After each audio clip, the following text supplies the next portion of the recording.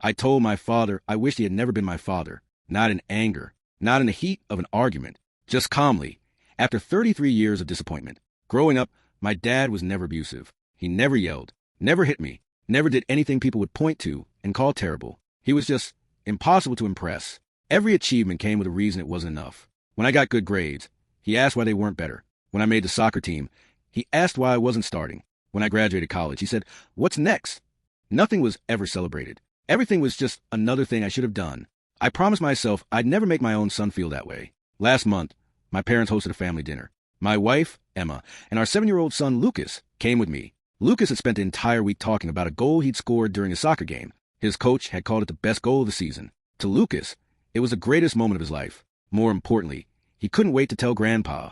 Halfway through dinner, he finally got his chance. He leaned forward and excitedly explained the goal, how he stole the ball, how he ran down the field, how everyone cheered. Then he looked at my father and waited. My dad barely looked up from his plate. "That's nice," he said. Then he went back to eating. That was it. I looked at Lucas, and I saw something that broke my heart. His smile disappeared. His shoulders dropped. His excitement vanished in seconds, because I knew that expression.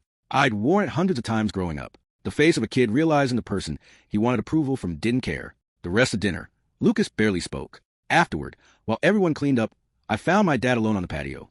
I told him Lucas had been excited all week to share that story. My father shrugged. Kids need to stop expecting applause for everything.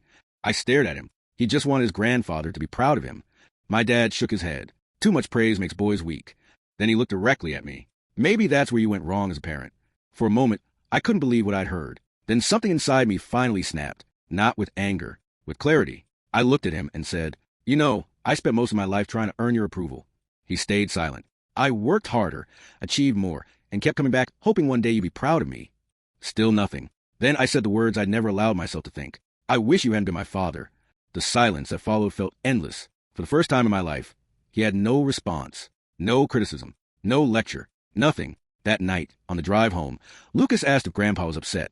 I smiled and shook my head. Then I asked him to tell me about his goal again. And for the next 20 minutes, he told the entire story. Every pass, every kick, every cheer. And I listened to every single word. Because if my father taught me anything, it was exactly the kind of father I never wanted to be.